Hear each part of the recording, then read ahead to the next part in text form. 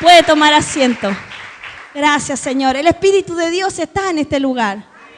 Y sabes, cuando el Espíritu de Dios se mueve en un lugar, Él no viene solo por venir, Él viene para hacer algo. ¿Con quién lo va a hacer esta mañana? ¿Con quién podrá hacer el Espíritu Santo algo esta mañana? ¿Quién será ese corazón listo para recibir del cielo, de lo alto? Aleluya. Gracias, Señor. Bueno, hoy día me sentía como un Zaqueo ahí abajo, danzando. ¿Será que soy un poquito pequeña? Deporte. De centímetros nomás. Me sentía como un Zaqueo y decía, Señor, tengo suficiente hambre de ti como para subirme a un árbol. Porque cuando Jesús miró a Zaqueo arriba de ese árbol, le dijo, hoy día yo voy a cenar en tu casa. Así es que si tienes que levantarte, si tienes que decirle, aquí Señor, aquí. Vine para encontrarme contigo. Vine para tener contigo hoy día un encuentro real. No vine buscando más de lo mismo, no vine teniendo un corazón igual. Yo vine para encontrarme contigo, Señor. Y si es necesario que me suba arriba de un árbol, me voy a subir.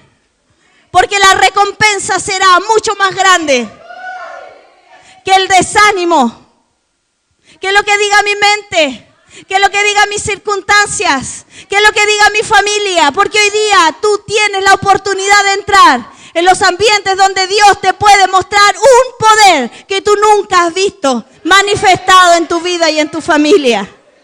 Aleluya, aleluya. Estoy muy contenta esta mañana porque creo que Dios está haciendo cosas grandes contigo y conmigo. Que creo que nuestras familias se están despertando, que nuestras familias están deseando ser esas familias de reino, ser esas familias en las cuales Dios pueda levantar un altar cada día y encontrar gente dispuesta a llevar el sacrificio de la alabanza, de la adoración a su presencia. Aleluya. Bueno, esta mañana quiero enseñarles algunas cosas, 3 cosas les voy a enseñar. ¿Puede tomar asiento, hermana? Ahí la ayuda, eso. 3 cosas. Ya que el pastor Cristian ha estado enseñando, me voy a meter bajo ese manto de enseñanza que él ha estado poniendo sobre la iglesia. Y quiero enseñarle algunas cosas esta mañana. Él ha estado enseñando de fe y dijo que una de las cosas que hace la fe es que nos ayuda a recibir. La fe es una forma de recibir. Amén. ¿Cuántos quieren aprender a recibir? Bueno, la Biblia nos enseña cómo recibir. No solamente cómo nosotros tenemos que hacer algunas cosas, sino que también cuál es el corazón que nos permite recibir. Y esta mañana el Señor nos va a traer una palabra que nos va a enseñar algunas cosas. Vamos a comenzar en Salmos capítulo 119, Salmo 119, y vamos a leer el versículo 130 y 133. Damos gracias a Dios por todos los que nos ven por internet. Le damos la bienvenida también, ¿cierto? Que el Señor les bendiga y que esta palabra dé fruto a 100 por 1 en sus vidas. Bien, ¿qué dice ahí? Dice, la exposición de tus palabras alumbra, hace entender a los simples. Ordena mis pasos con tu palabra y ninguna iniquidad se enseñoree de mí. Aquí la palabra dice que Dios envía su palabra para alumbrarnos y para ordenar nuestra vida. Diga, la palabra viene para alumbrar y para ordenar nuestra vida. ¿Sí? O sea, lo primero que usted aprendió esta mañana es que necesitamos la palabra para que nuestra vida sea alumbrada y para que nuestra vida, a la luz de lo que nosotros recibimos, también sea ordenada. ¿Sí? No venimos solamente a escuchar una palabra. La gente muchas veces dice, voy a la iglesia a escuchar una palabra. Tú puedes estar escuchando una palabra, pero si tú no permites que esa palabra ordene tu vida, va a ser solamente una información adquirida, pero no una vida en tu corazón, no la vida de Dios en tu corazón. Amén. Bueno, entonces cuando caminamos en la palabra, vamos a tener una vida llena de luz y de orden.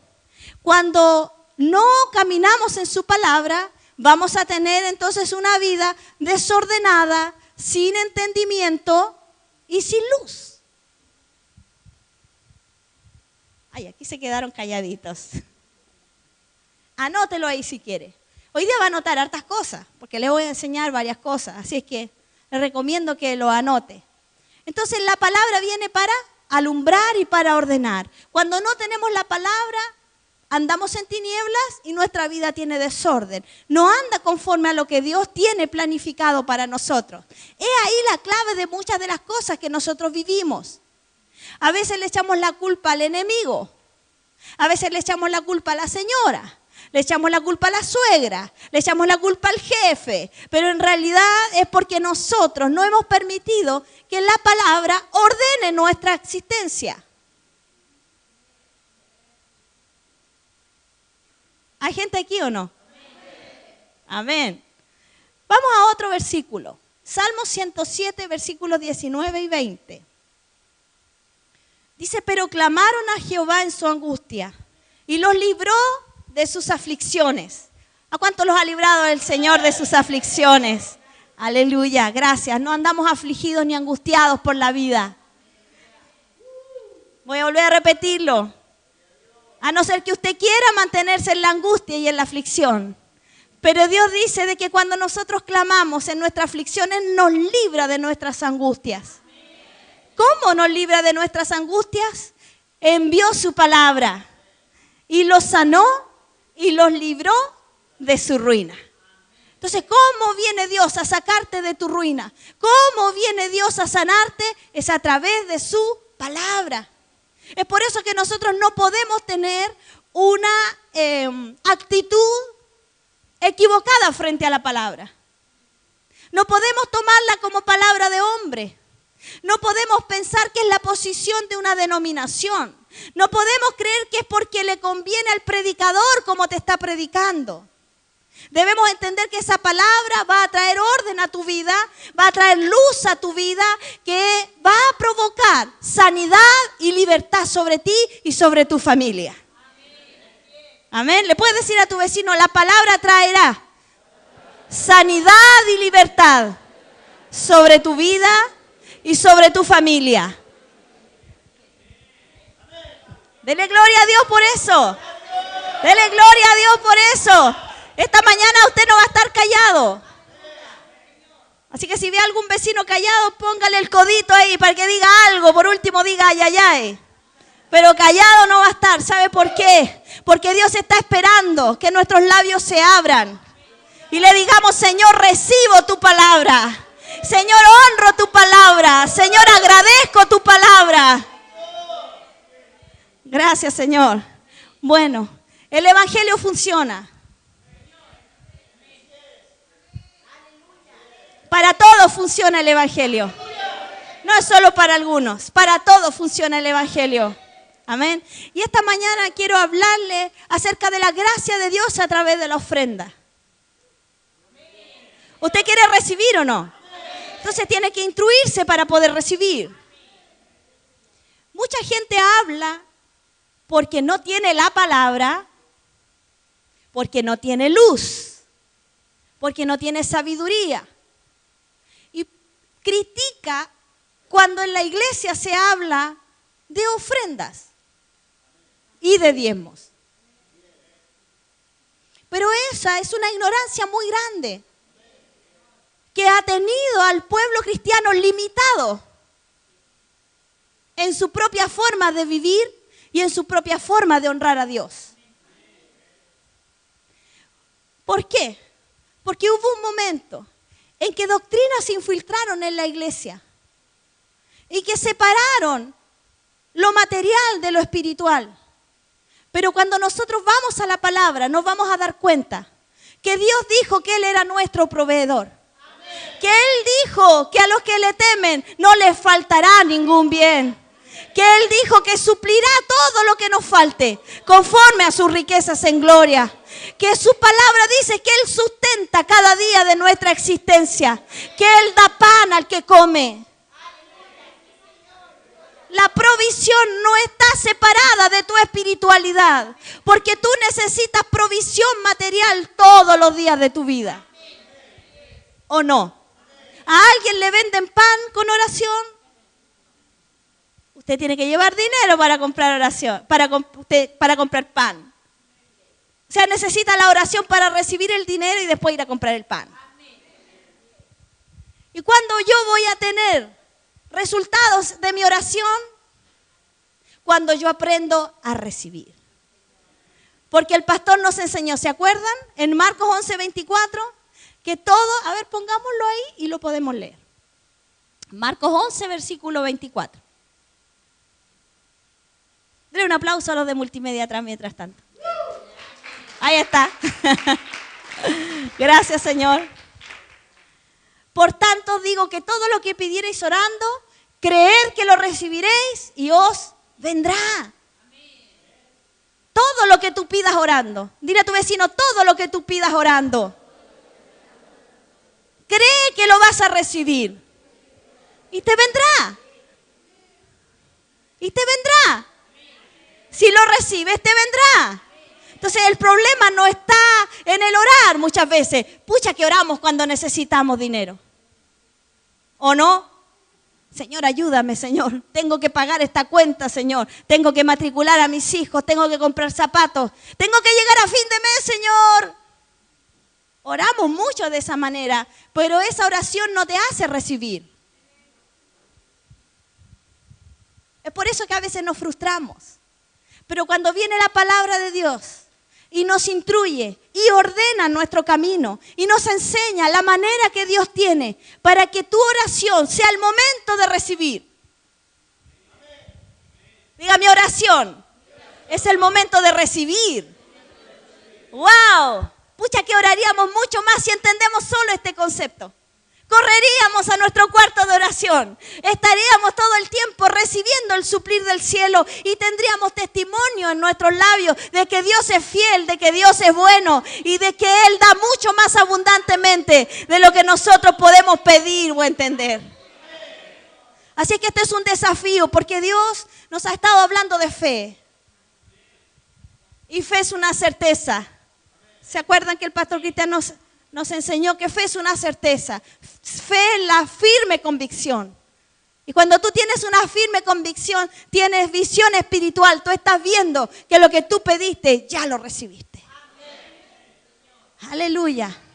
Aleluya. Entonces hoy día vamos a hablar acerca de algunas cosas que tienen que ver con el área de las ofrendas. ¿Por qué?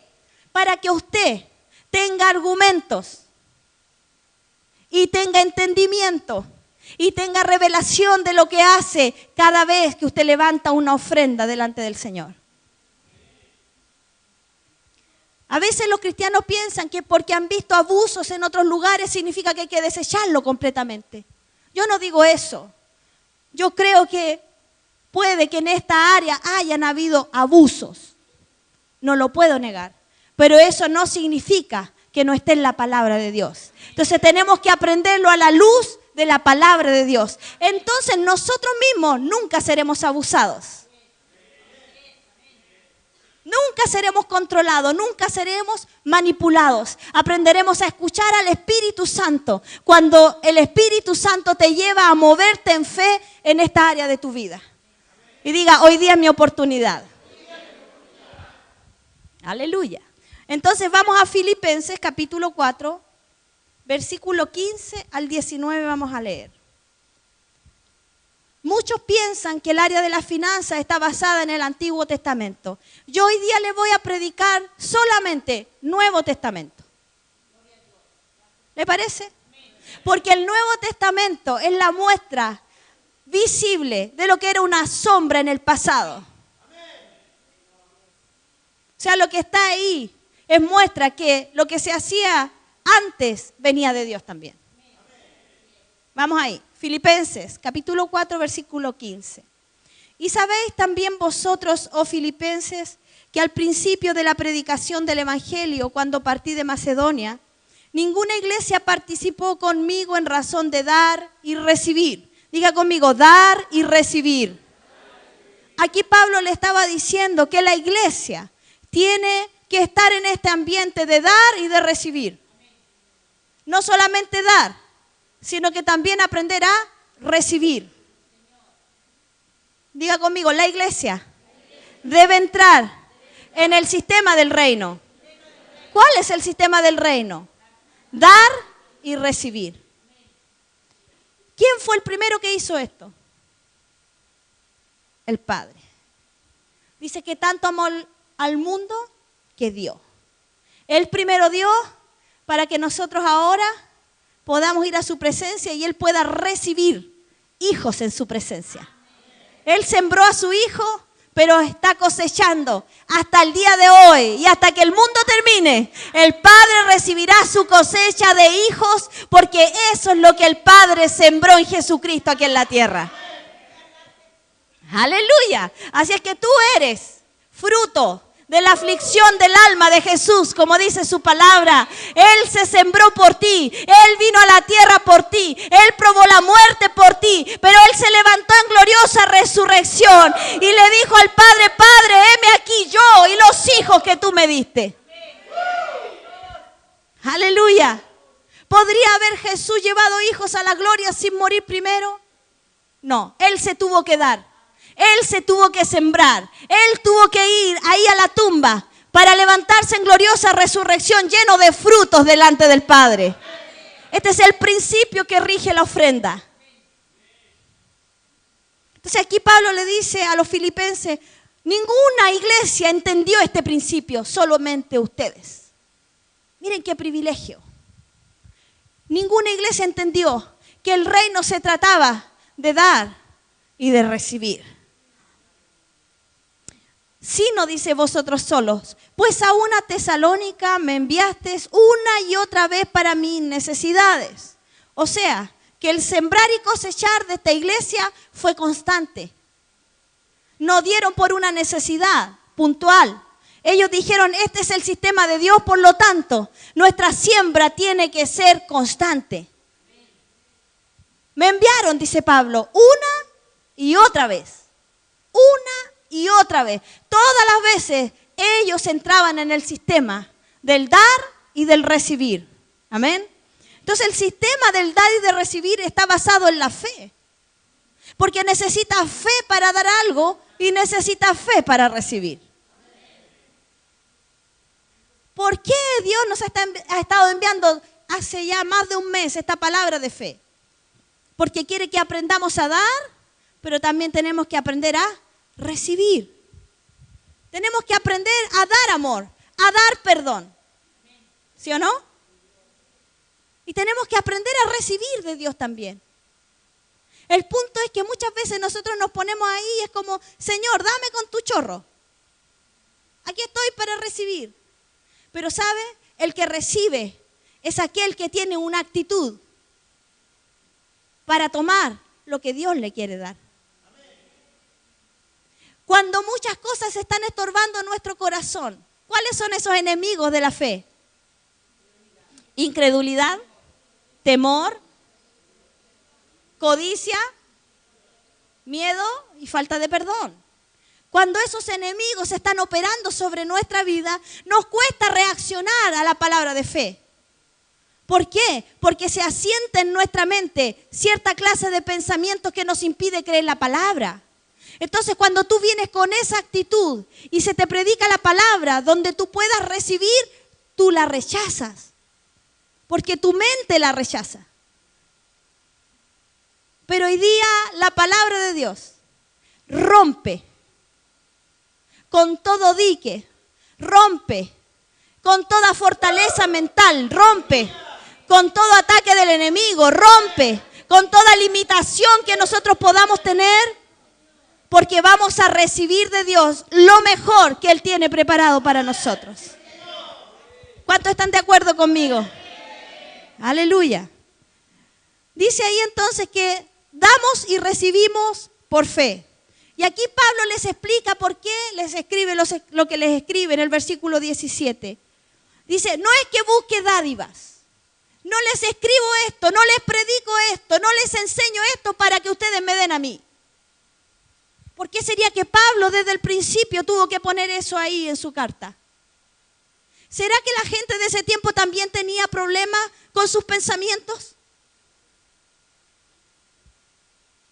Tenía problemas en esa área.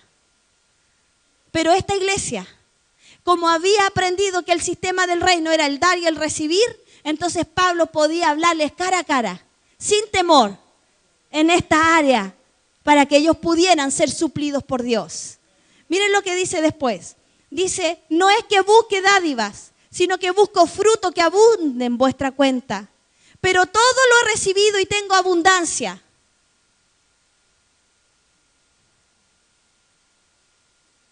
¿Cuántos están contentos que Pablo vivía en abundancia? ¿Cuántos están contentos de que la iglesia esté en abundancia? ¿Cuántos estarían contentos si tu familia estuviera en abundancia? ¿Cuántos estarían contentos si su chequera estuviera en abundancia, si su billetera estuviera en abundancia? Todos estaríamos contentos. ¿O no? A nadie le gusta andar justo, a nadie le gusta andar pobre, a nadie le gusta andar como un deudor. A Dios tampoco. Y Dios diseñó la forma en que su pueblo caminara en esta libertad, porque tu palabra viene, Señor, diga, para sanarme y para darme libertad. Hemos tratado de llevarlos a un nivel en este tiempo de palabra para que usted entienda que Dios siempre te habla algo cuando tú en lo natural no ves nada.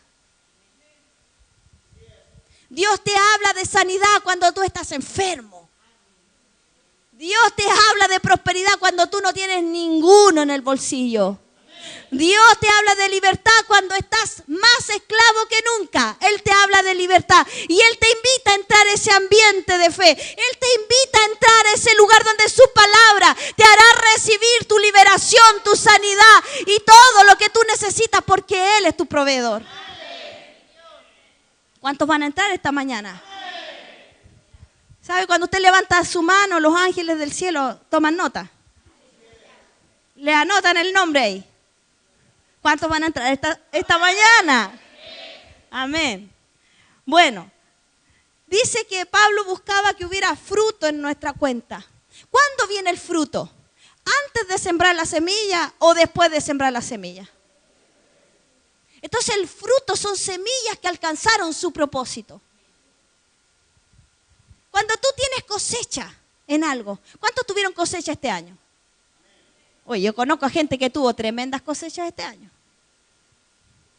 Voy a volver a preguntarlo porque en gratitud usted levante su mano. ¿Cuántos tuvieron cosecha este año?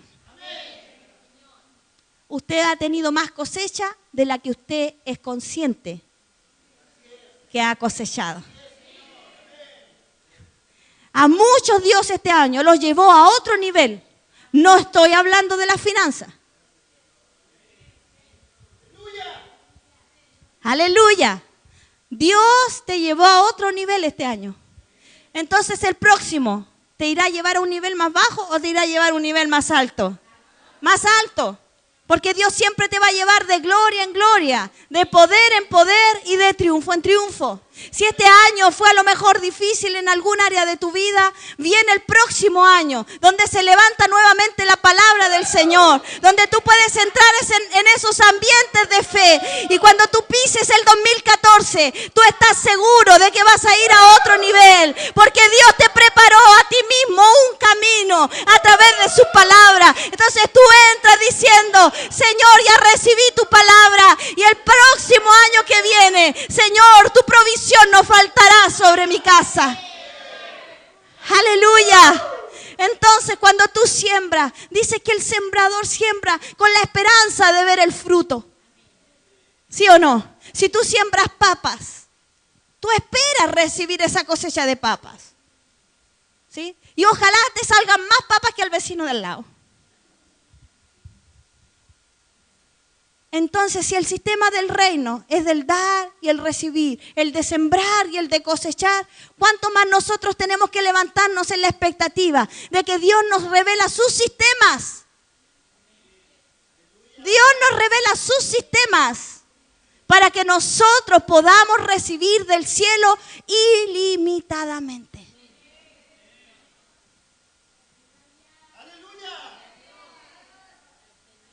Vamos, deje que la palabra le penetre el corazón y que sea sembrada la semilla. Cuando Dios hizo todas las cosas, dice que Él hizo los árboles, los animales, etc. Pero dice que en cada uno de ellos puso una semilla. ¿Sí o no? ¿Cuántos creen que en el principio existían los limones, por ejemplo? ¿O no? ¿O usted cree que Dios los hizo después? ¿No? Ya, muy bien. Estamos entonces de acuerdo. Dios los hizo con una semilla dentro de ese fruto. Porque la semilla es lo que perpetúa. La semilla es lo que mantiene a ese limón desde que fue hecho hasta el día de hoy, miles de años después.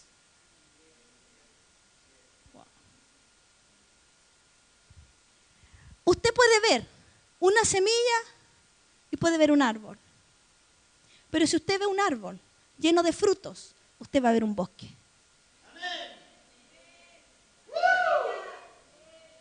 Todo depende de la visión que tú tengas respecto de tu propia semilla. Porque en la semilla hay un poder ilimitado. En la semilla hay un poder ilimitado. Dios puso el poder en la semilla. Eso que tú ves muchas veces, que parece cualquier cosa, un granito, que está como seco. Y Jesús dijo, si ustedes tienen fe, como ese grano de mostaza, como esa semilla de mostaza, ustedes podrían hacer grandes cosas. ¿Saben por qué? Porque esa semilla de mostaza tan pequeñita, cuando es puesta en la tierra y recibe el nutrir de la tierra, es capaz de dar un árbol, es capaz de seguir dando semilla, es capaz de alimentar, dice, a muchos pájaros, y las aves del cielo se van a venir a alimentar de eso que nació como una pequeña semilla. ¿Cuántos quieren participar de grandes cosas de Dios? Dios va a poner entonces en tu mano una semilla. No te va a dar el árbol, te va a dar una semilla. Por lo tanto, nadie está excluido. No se trata aquí de los adultos, no se trata aquí de los que son solamente que trabajan. Aquí es para niños, aquí es para jóvenes, aquí es para mujeres, aquí es para hombres, para ancianos, para todos aquellos que crean la palabra del Señor. Aleluya. Si tan solo tú crees, tú verás la gloria de Dios. Aleluya. Porque cuando tú estás sembrando, tú estás poniendo algo de tu corazón en esa semilla. ¿Sabes por qué? Porque la semilla no es semilla en sí misma porque tú pones la semilla. Es porque va implicada una palabra de Dios en esa semilla. Entonces el poder de Dios va a hacer que esa semilla sea ilimitada en ti. Aleluya. Gracias, Señor. Entonces la palabra nos dice que la semilla tiene que pasar por el proceso de ser sembrada. ¿Nos sirve la semilla en la mano? ¿A dónde nos sirve la semilla? La semilla nos sirve en la tierra, ¿sí? Vamos a verlo. En 2 de Corintios, capítulo 9, versículos 6 en adelante. ¿Vamos bien hasta aquí? ¿La palabra lo alumbra? ¿La palabra lo ordena? Ahí menos amén. Dice, pero esto digo, el que siembra escasamente también segará escasamente, y el que siembra generosamente, generosamente también segará. Cada uno dé como propuso en su corazón, no con tristeza, ni por necesidad, porque Dios ama al dador alegre. Entonces mucha gente dice, pero si Dios me conoce, Él se pone alegre. Él se pone alegre cuando tú tienes cierta clase de sembrar. Porque la generosidad no es la cantidad que tú das. La generosidad viene de tu corazón. La generosidad habla de quién tú eres, habla de quién es Dios para ti, habla de tu fe, habla de tu confianza en Él, habla de tu prioridad que es Él, habla de la honra que tú le quieres dar a Él. Por lo tanto dice, no dé por necesidad, no dé por obligación, porque eso habla de que tu corazón no está lleno de fe, no está lleno de generosidad a la hora del dar. Jesús lo enseñó. Nosotros no podemos venir a la ofrenda así como así. Es por eso que quisimos enseñar esto en este mismo tiempo en que nosotros ya estamos terminando este año. Porque muchos de ustedes han sembrado y han cosechado. Pero muchos de ustedes todavía tienen que aprender a sembrar más para cosechar más. ¿Por qué? Porque ahí es donde muchos tienen sus cuestionamientos. Dicen, ¿es que acaso Dios nos quiere a todos millonarios? No estoy diciendo eso. Estoy diciendo que Él te multiplicará para que tú tengas en abundancia y para que tengas para dar. Y lo vamos a leer. Dice, y poderoso es Dios para hacer que abunde en vosotros toda gracia, a fin de que teniendo, diga siempre, no diga a veces, diga Dios quiere que siempre ¿qué? Tenga en todas las cosas. ¿Qué son todas las cosas? ¿Qué es la palabra todo? Todo. No, es que hay que pasar por ciertas cosas porque usted sabe, pastora, que a veces a uno esas cosas les enseñan. Cuando tu vida está ordenada por la palabra, tú vas a recibir lo que la palabra de Dios dice. Dios no tiene problema con prosperarte. Dios no tiene problema de darte a ti todo lo que tú necesitas, que tengas en todas las cosas todo lo suficiente siempre. Él no tiene problema con eso, porque si no, no estaría escrito en su palabra. Pero ¿cuántos lo creen? Diga, yo lo creo.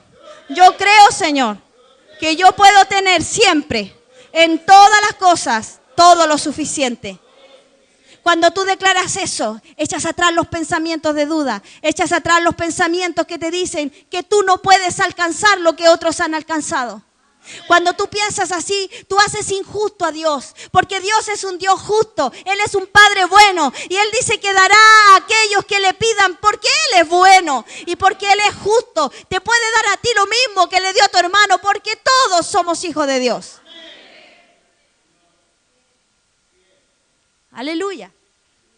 No, lo que pasa es que mi hermano es profesional. Lo que pasa es que mi hermano es empresario. Lo que pasa es que mi hermana tiene de a dónde sacar, tiene una familia. Si tú piensas de esa manera, nunca vas a probar que el poder de Dios es suficiente para levantar a aquel que le cree a Dios. Porque para el que cree todo le es posible.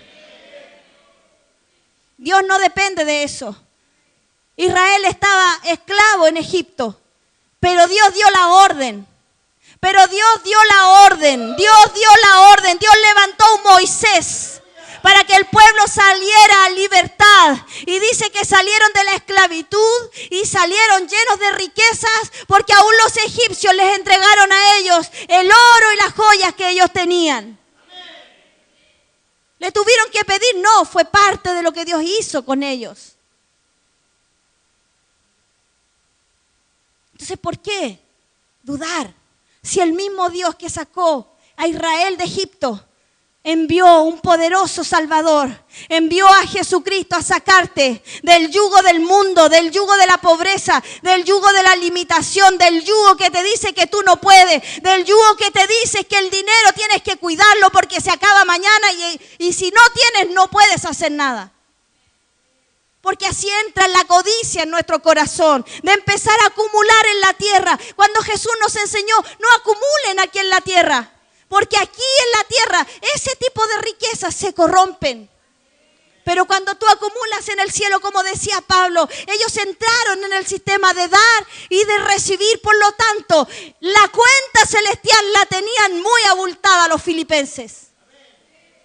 Fue entonces que les dijo, mi Dios pues suplirá todo lo que les falta conforme a sus riquezas en gloria. No fue antes, no fue a otra iglesia, no fue a otra persona, fue a esa iglesia que entró en el sistema del dar y del recibir.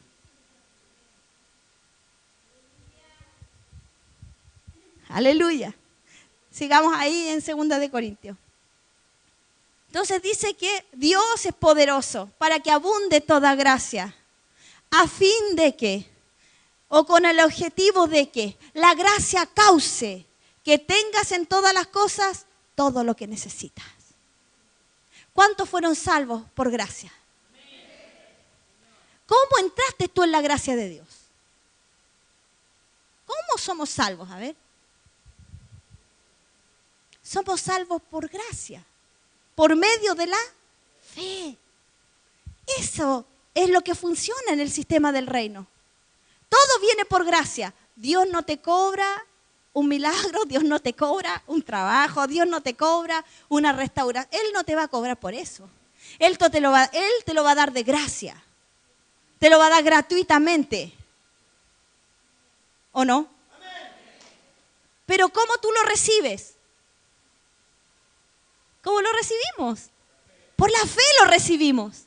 Es por eso que cuando viene la palabra tú te tienes que levantar como Zaqueo arriba del árbol y decir, Señor, esto es lo que yo necesitaba escuchar. Señor, esto es lo que yo necesitaba recibir en mi vida hoy día. ¿Sabe? A veces la gente viene buscando, ojalá que prediquen algo que me sirva para mi corazón. Y a veces Dios te está hablando de finanzas como hoy. Pero cuando te habla de finanzas, te habla de tu corazón. Y te habla tal vez dónde está el motivo por el cual tú estás viviendo los problemas que estás viviendo. Porque esto es una puerta espiritual. Y cuando nosotros, como decía el hermano Fernando, dejamos de honrar a Dios con nuestros diezmos, con nuestras ofrendas, con nuestras primicias, abrimos una puerta al enemigo. Entonces, no solamente sufrimos en las finanzas, el matrimonio comienza a andar mal. Los hijos comienzan a andar mal. El ambiente laboral empieza a andar mal. Tu corazón se le apaga la pasión. Entonces te cuesta conectarte en la adoración. Te cuesta levantar una alabanza como lo hacías antes. Te cuesta gozarte en tu Señor.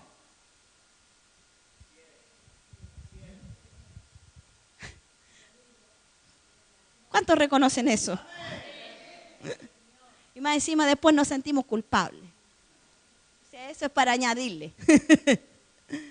Pero Dios trae su palabra. Dile a tu vecino, para sanarte y para librarte de la ruina. ¿Quiere Dios que tú vivas en ruina? No. En ningún área de tu vida. En ningún área de tu vida. Entonces aquí está el engaño del enemigo. Le creemos más al bolsillo que a Dios. Porque ¿cuántos saben que el sistema del reino funciona? Entonces, en eso tenemos que enfocarnos. En hacer las cosas de acuerdo a lo que la palabra de Dios nos está diciendo. ¿Amén o no? Amén. Sigamos ahí. Vamos al versículo 10. Dice, el que da semilla al que siembra. ¿Cuántos sembradores hay aquí? ¿Sabes? Dios va a poner semilla en tu mano. Levanta tu mano. Levanta tu mano. Levanta tu mano. Ahí. Dile, Señor, soy un sembrador. Y quiero recibir hoy día mi semilla. ¿Se da cuenta lo importante que es tener semilla en su mano? La semilla es para sembrarla. La semilla no es para echarla a la olla. La semilla no es para pagar Falabella. La semilla no es para ir al mall. La semilla es para sembrarla. Diga, la semilla es para sembrarla. Amén. Dice, el que da semilla al que siembra.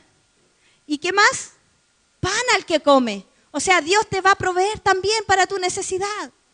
¿Sí? Nadie está diciendo siempre, no importa que no tenga para pagar, no importa que no tenga para comer, no. Pero la palabra hoy día viene para levantar tu fe en esta área y que tú puedas recibir un suplir ilimitado de Dios. La forma de salir de tu limitación económica, espiritual, física, familiar, muchas veces está basado en esto. Porque nuestro corazón está involucrado en esto. Dios no separa las cosas. Dios te ve a ti como una sola cosa. ¿O no? Amén. Entonces dice que Dios da semilla para el que siembra.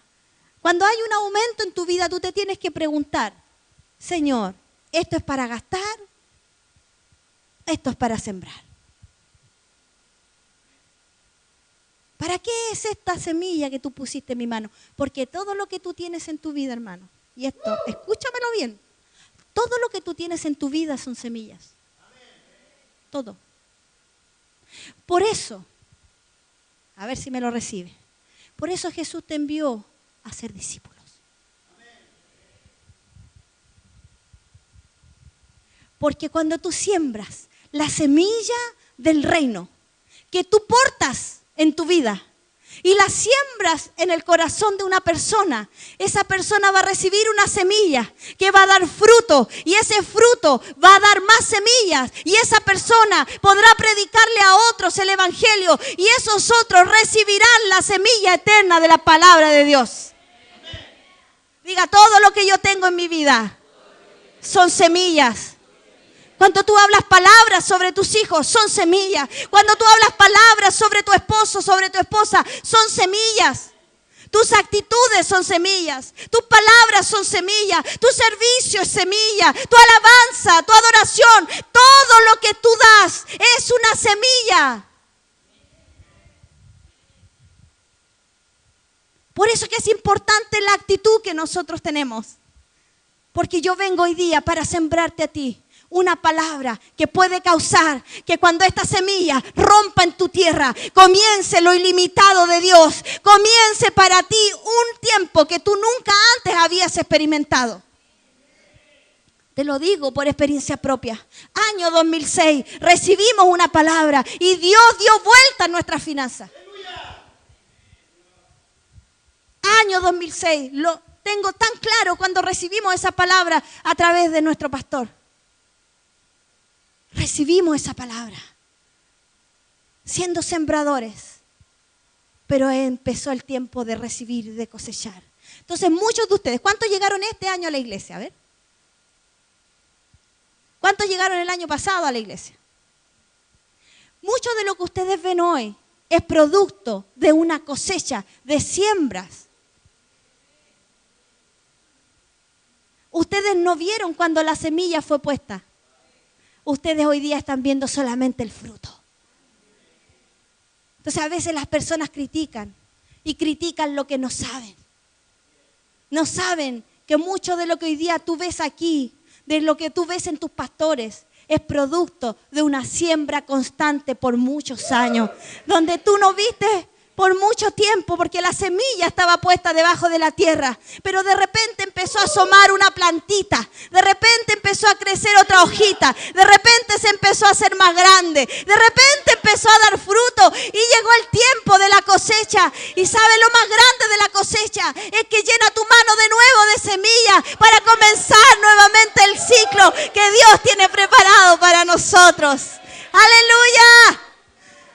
Si lo cree, grite aleluya. Gloria. Aleluya. Y tú puedes empezar solo con eso. Pero ¿dónde te va a llevar Dios? Prepárate, porque para el que cree, la gloria está preparada. No te he dicho que si crees verás la gloria de Dios. No te he dicho que si crees verás la gloria de Dios. No te he dicho que si crees verás la gloria de Dios. Aleluya. Muchos decimos, Señor, quiero ver tu gloria. Y Dios te está diciendo, métete en este ambiente. Métete en este ambiente de fe. Métete en este ambiente de la palabra. Cree y no dudes. Aleluya. Gracias, Señor. Aleluya. Bueno, antes de terminar, quiero darle 5 versículos para que usted vea. Siempre hay mucho que compartir en esto. Pero como tenemos gente en internet, vamos a ver 7 clases de ofrendas del Nuevo Testamento. La primera está en 2 de Corintios, capítulo 8, versículos 2 y 3. Pablo habla acerca de las ofrendas sacrificiales. Dice aquí de que esta iglesia dio con sacrificio. Dio más allá de sus fuerzas. Eso es cuando tú levantas una ofrenda delante de Dios.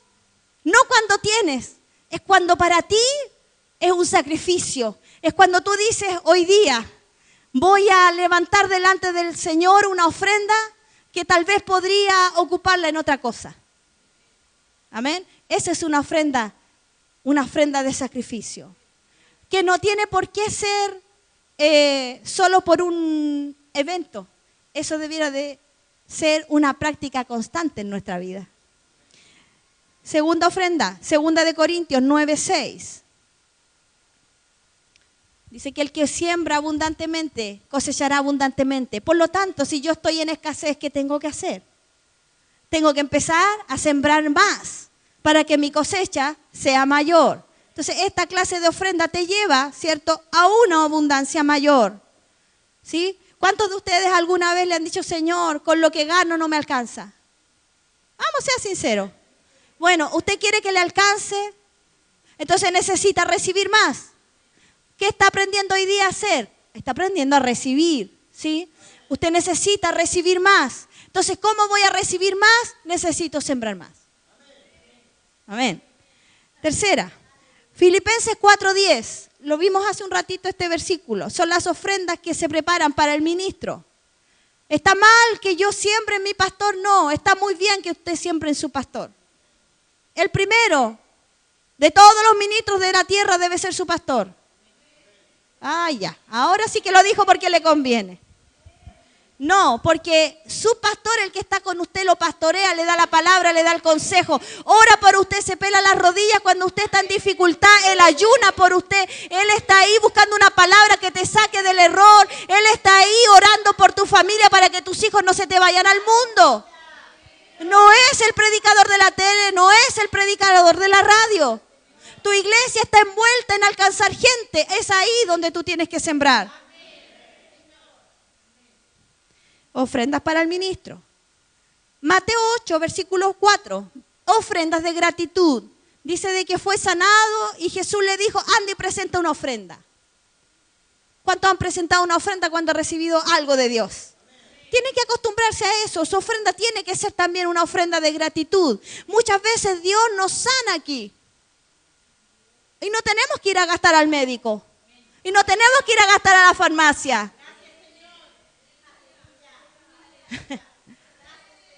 Pero a nadie se le ocurre decir, entonces lo que no gasté en eso, lo voy a llevar como una ofrenda de gratitud al Señor.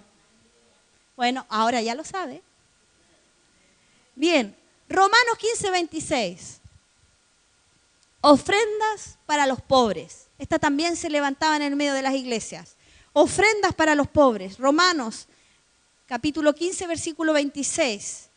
Hubo un tiempo en que la iglesia en Jerusalén pasó por persecución y también los hermanos tuvieron escasez económica por eso mismo. Pero entonces Pablo comenzó a recorrer las iglesias y en las iglesias se levantaron ofrendas para enviarle a los hermanos que estaban en Jerusalén, ¿sí?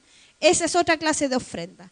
Y la última clase de ofrenda de la que les voy a hablar esta mañana es la que está en 2 de Corintios, capítulo 9, versículo 5. Estuvimos recién leyendo ese pasaje y vamos a leer el versículo 5.